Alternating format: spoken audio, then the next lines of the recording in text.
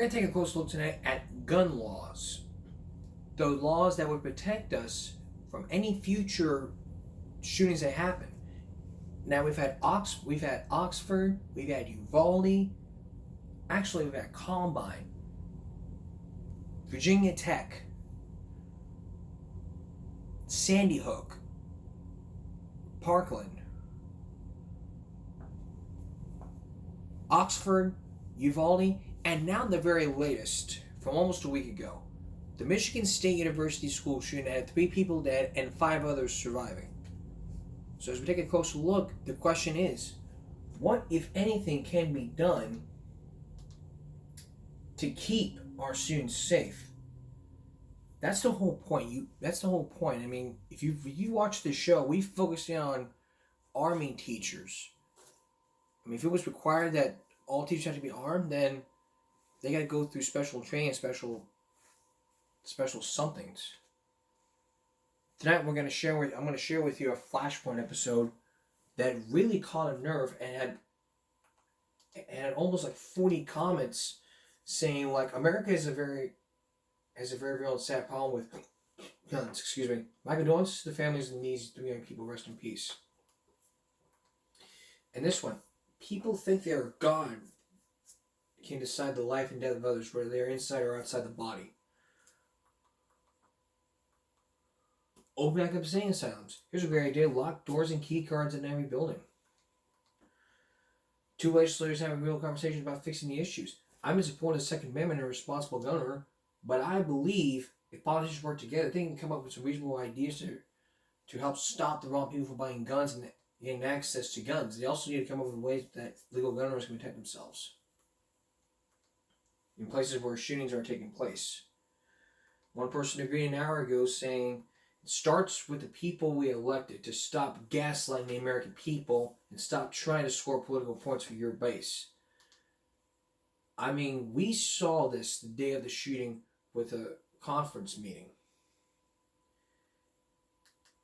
And speaking of that meeting, you're now going to meet the senator who says, just take a look at this story.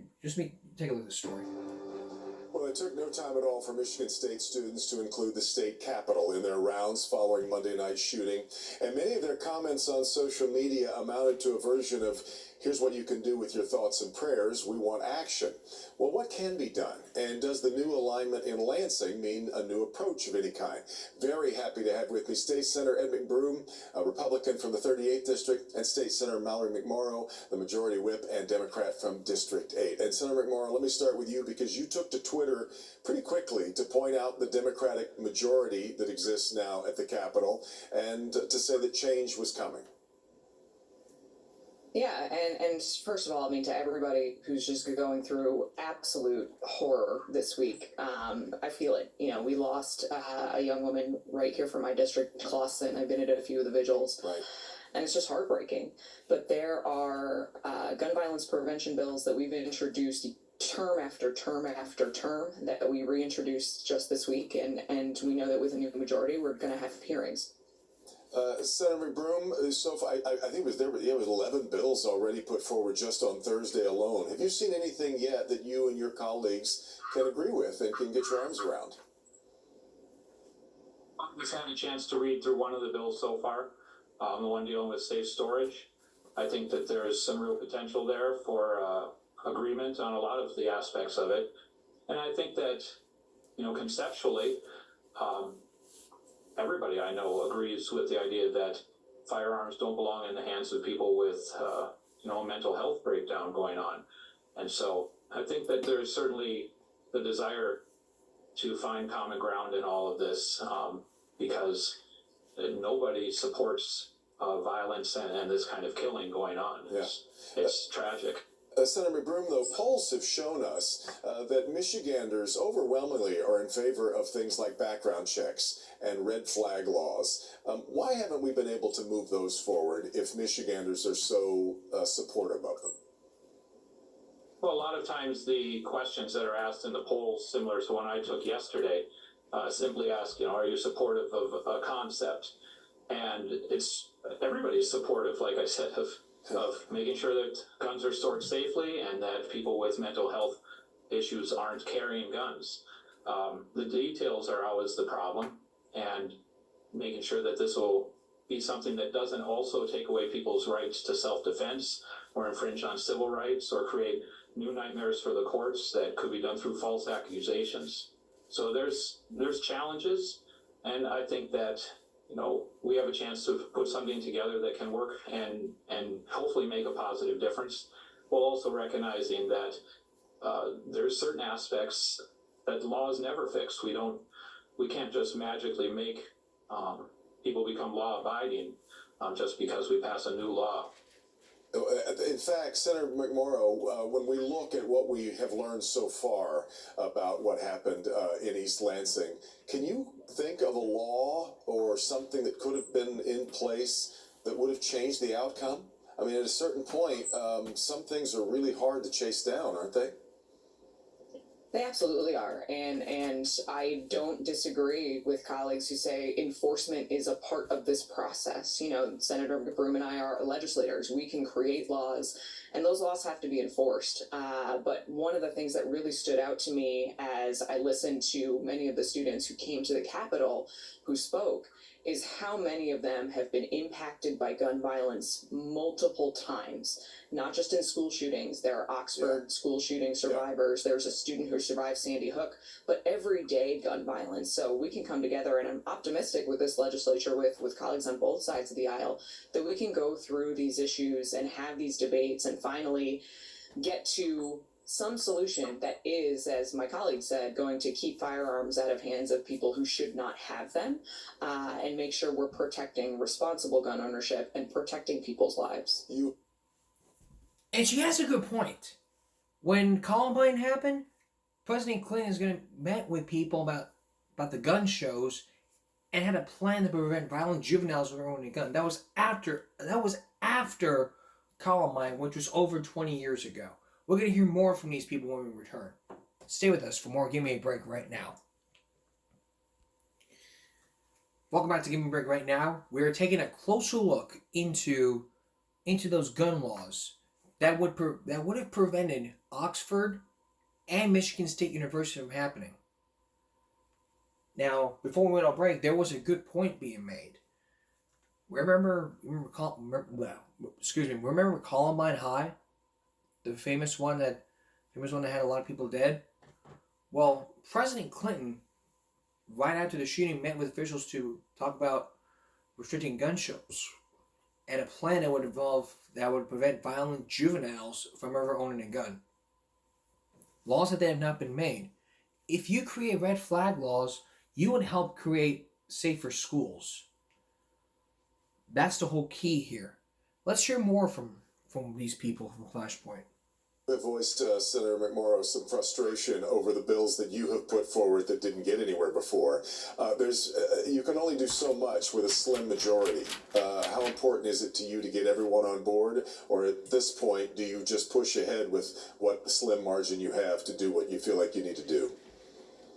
With the three bill packages that we put together this week, they have unanimous support from the Democratic caucus. And in conversations that I've had with my colleagues on the other side of the aisle, there is interest in this conversation and debate. We very intentionally started with 3 issue areas: red flag laws, safe storage, and universal background checks that, as polls indicate, do have very, very broad support. So this is a space where we need to come together, have these debates, and make sure that we're putting forward solutions that work for everybody.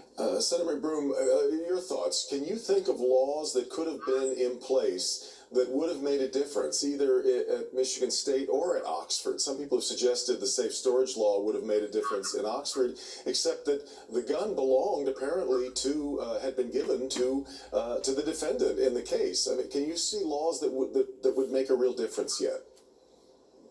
I think that's one of the most important questions anytime we're passing a law on any issue is, will this make a difference, and what are the additional ripple effects it might have? When it comes to safe storage laws, even the one that's proposed is something that's a penalty after the fact. And we should be looking at the situation in Oxford and saying that these were exceptionally irresponsible parents, and then the prosecutors struggled to find ways to charge them. And so, will a safe storage law, written well, give an opportunity for additional charges? Yes, but I'm not sure that it should be that narrowly focused on just gun storage, but on irresponsible parenting that leads to children who go out and do violent acts in the first place, and holding them responsible for that. And when we look at background checks, I mean, there's very few guns that are purchased that don't go through a background check. And so creating universal background checks doesn't, I think, really address most of the guns that are utilized in crimes anyway. But what we could have done for the MSU situation certainly is have enforced the laws on the books already regarding people who were charged with gun crimes and taking their rights away to own guns in the first place. But this man wasn't, and that's a real problem. So there's certain laws that we already have that should be enforced, and there's reforms that we can look at making as well. It may be rocket science, but if you make gun laws safe, it could have happened in Uvalde. That's why President Biden made it clear to make gun laws. Like what happened years ago. And who do we blame for these school shootings? Who do we blame? We don't blame the shooters. No. We blame it.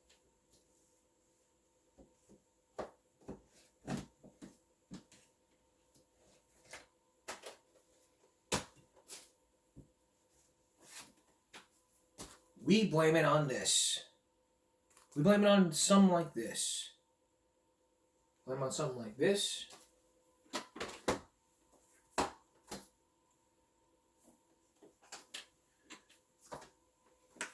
This, and this.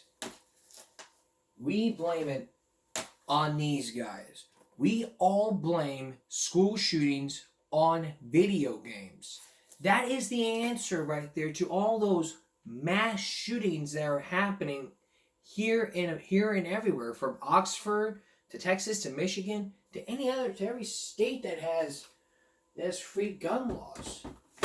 Now, if you remember, we focused on violence in video games where we talked about the rating system. We may do that again because on our doorstep, because really, I think it's a really eye-opener for all parents to understand that buying your child's first video game, you gotta understand there's consequences. Up next, we're gonna hear more from the senators as they tell us more about, as we ask the question, what more can be done to prevent this from happening again? Stay with us. Welcome back. As you now know, we are focusing more on the Michigan State school shooting that happened just almost a week ago. Now, we're hearing more from the senators who say there could be more laws that could prevent them, that could prevent these from happening again. So let's take a look. Senator Morrow, do you want to jump in on anything you heard there? Yeah, I mean, it sounds like there's optimism, and just in this conversation alone, right? There's a lot of agreement. I think we have to get to a place now that gun violence is the #1 killer of kids as of 2020 in this country.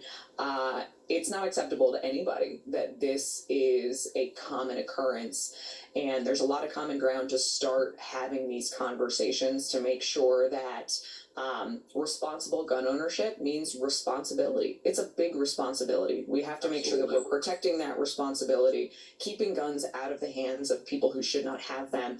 And in the case of something like a red flag law, we know that suicide is a huge issue, and Right. people are significantly more likely to kill themselves if they have access to a firearm. So if somebody's going through a crisis, they're making threats against others or themselves, there's a tool that is proven to work where we can keep them safe. Senator McBroom, we often hear from those who are very proud of the Second Amendment, strongly support the Second Amendment, that once this conversation starts, that at the heart of it, hidden underneath it, is this idea that we're going to take people's guns away. Is that a real fear on your part, or do you feel like we can get from point A to point B without that becoming sort of a hidden agenda threat? Well, I think that there's certainly going to be people who bring up that point, and I think it's very clear that there are individuals in this discussion that recognize that the only way to truly end gun violence ultimately is to have no guns. And so they take that position very actively, and you hear them discuss that, and the removal of access to certain firearms is at the top of some people's list. And people fear the slippery slope, and my colleague is well aware of that on other issues that aren't gun issues. So each side feels like they can't give any on particular issues without cascading down that slippery slope. I think that if we handle this carefully and respectfully towards people's right to self-defense, their constitutional rights, not just in the Second Amendment, but recognizing Michigan's Constitution very specifically gives the opportunity to bear arms for self-defense as well. I think we can have a good conversation and pass some legislation that can make a good difference. It could make a good difference. Really, it really could. But if you're going to quote the Constitution, you need to know what you're talking about first. He has a good point. If you're taking away Second Amendment rights, obviously what are you going to do without a gun? Someone breaks into your house. You don't have a gun. How are you going to shoot him? What would you do? Would you have something like this in mind? A taser? Or would you have a baseball bat? I mean, points are being made. We have the right to defend ourselves. We have the right to bear arms. But I'm not going to go ahead of this, so let's continue on. Well, there's hope for some agreement, just based on the way you two have conducted this conversation, that's for sure. I really appreciate both of you being here. Senator Ed McBroom, Senator Mallory Morrow, thank you both so much for your time. Thank you. Thank you. You bet. We'll take a quick break. We'll come back with Oakland County Prosecutor Karen McDonald. This is Flashpoint on Local 4. Now that we've heard from these guys, when we come back, Karen McDonald tells her side of what's been going on as we continue our closer look into gun safety. Stay with us. Now meet Karen McDonald, the prosecutor in Michigan, who is now prosecuting the case against Ethan Crumbley, Jennifer, and James Crumbley. Now, if you don't know, if you're watching this broadcast, we've been focused in the Oxford school shooting now for almost a year since it happened. Now, Karen's going to tell what's going to happen now. And it could shed some light. Take a look. That you could be here. In fact, you just got back from a statewide meeting of prosecutors. I'm really curious. Let's start there with the conversations that surrounded what just happened in East Lansing. We have a meeting with the statewides all over the elected prosecutors, and we're very diverse in terms of who we represent and the issues that each county has.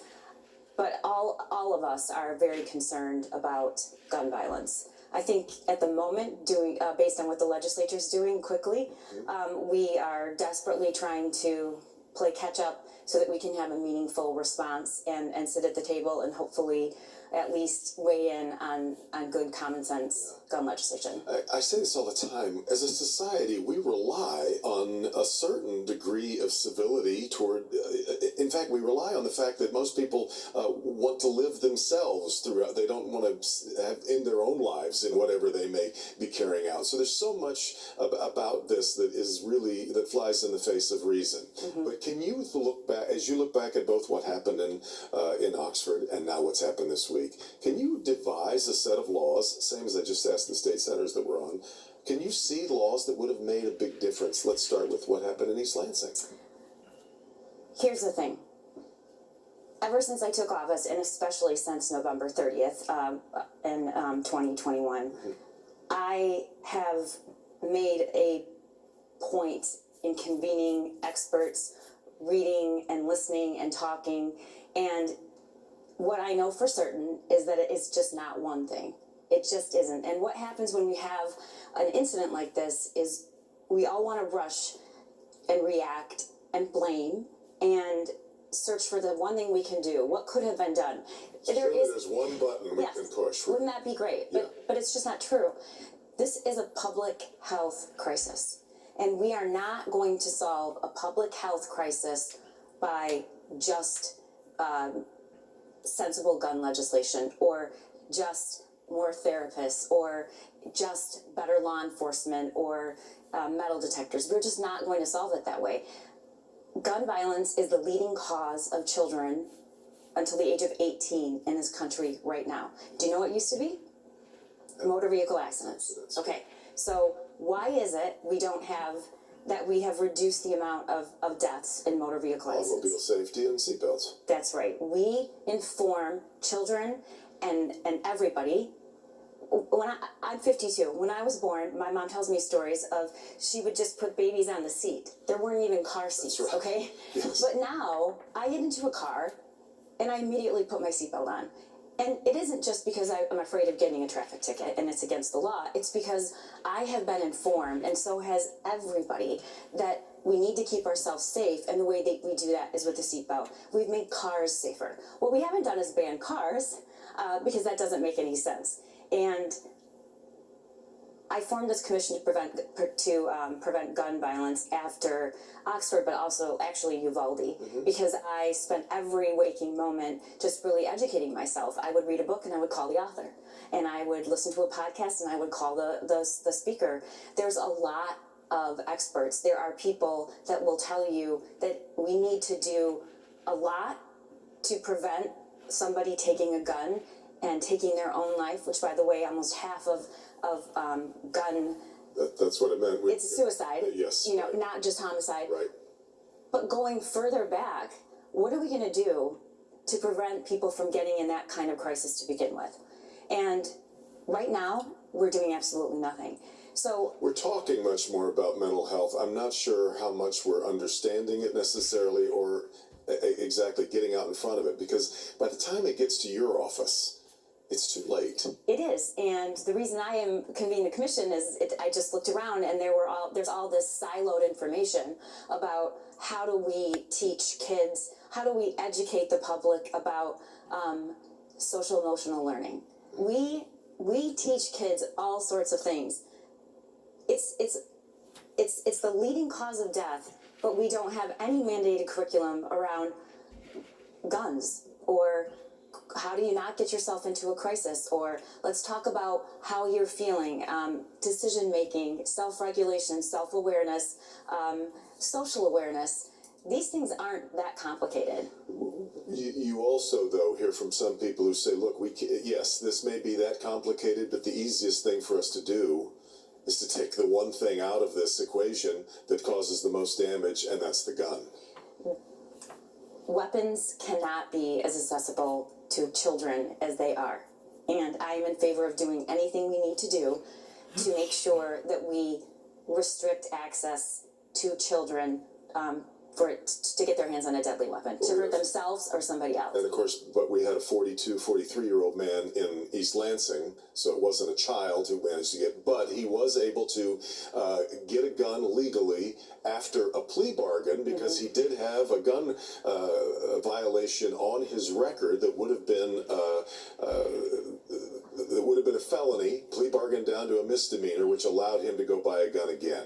So tell me a little bit about, because now we're talking a lot about all the plea bargains that happen in your office and all over the country. All over the country. Look, there's a lot of reasons that criminal charges are reduced, and for a number of reasons. It could be the case is not ready to be tried. It's not an appropriate charge any longer. It could be something about the defendant's background. It could be something. There's a lot at play, Sure. and I don't have all those facts, and no one does.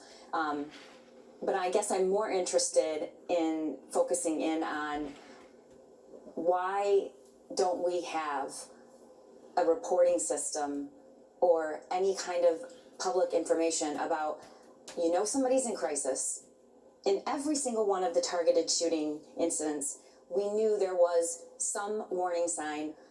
Somebody had interactions, usually many, with that individual and could tell something was wrong. We often know in hindsight, unfortunately, we see that there were signs somewhere. Well, actually, that's not true. I mean, there are a lot of warning signs, but we don't have any tools to give people. We tell them, call the police. Well, that's not the police. That's not what they're there for. So that's what I'm interested in really It's asking addressing. a lot of police officers to be It mental is. health experts. It is. That's our first line of mental health defense in America right now. It is, but it's not, when we say it's a mental health problem, it's really not a mental health problem, because that sounds like we just have to bring in more therapists and it will be fixed. Well, to a degree, I think of anybody who is willing to take the life of another person, unless it's self-defense, I think they've got a mental health issue of some kind. They absolutely, the data shows that. This Yes. is not according to me, that person is in crisis. However, when you look at the data, and I want to point out something else.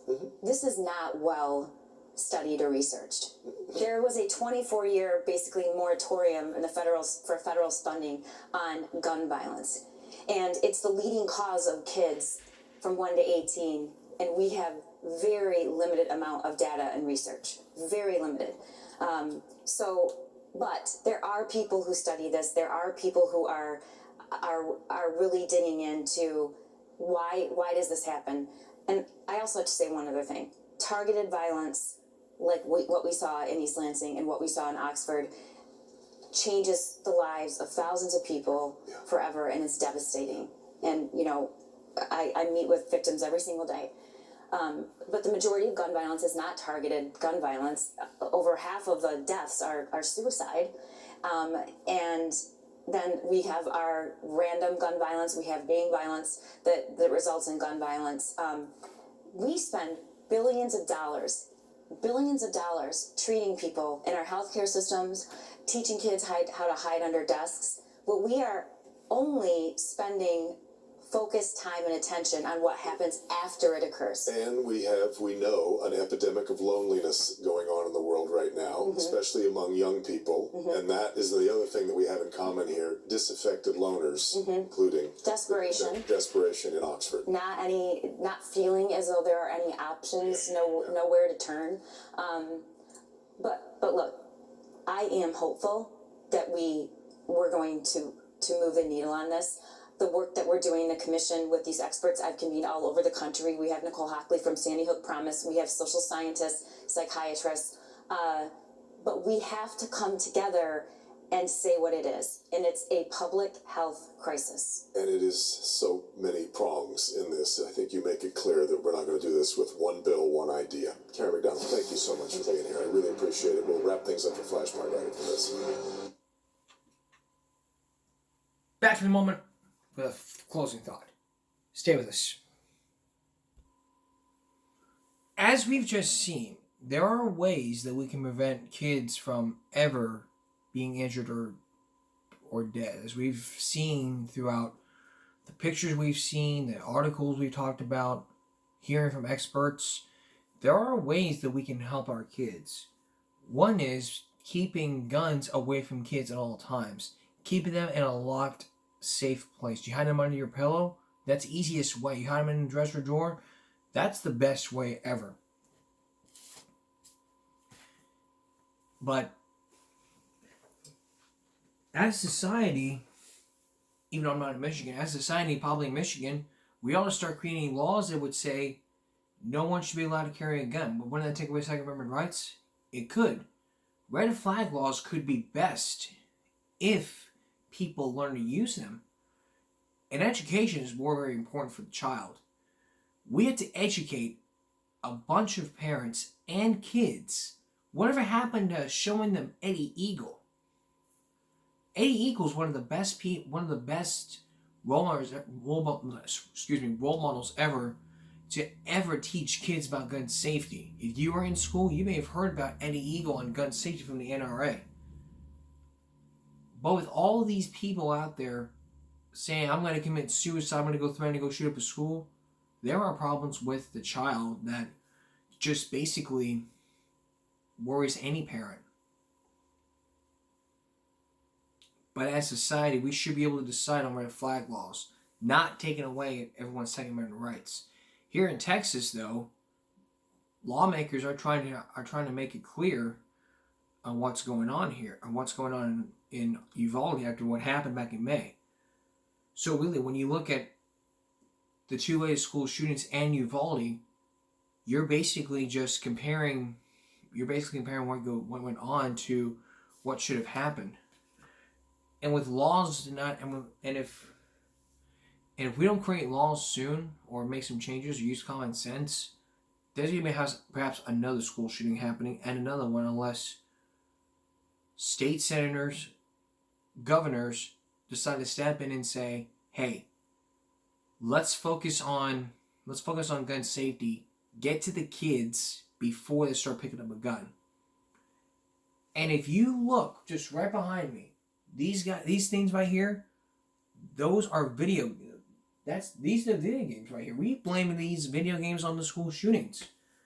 That's the answer to all the violence out there. I mean, when I was a kid, I wasn't even playing Grand Theft Auto. I mean, I was like freaking playing like violent games like Harry Potter, freaking casting Flipendo. Like, am I going to do that in real life? I mean, nowadays people play games where the objective is to kill cops. And let me be clear, violence in video games does not cause people to go out and shoot police officers. It causes aggression and violent tendencies beyond the brain. So if you're playing something like Grand Theft Auto, you're having aggressive thoughts throughout the feeling. You talk to psychiatrists, child psychologists out there, they'll tell you the same thing, like, oh, when you play games like this, you can have a psychological mind in your brain saying that you're going to kill someone. But if you were to see me playing Grand Theft Auto, it'd be the exact same thing that you would see. We could do that. But today's not the day here. We just wanted to take a closer look at what's been going on here. So really, if we don't come up with some common sense soon, every school student's gonna find a problem and then come up with a solution saying let's create a gun law. Then by creating that, you cause more problems by saying, well, we made a mistake. And therefore we gotta fix this. Solving problems is basically the way to do it. When you have people out there who just have suicidal thoughts, we blame it on people who are being bullied, like Adriana Kirsch. We blame it on social media. We blame it on people who just simply don't want this ever happening again. Ever again.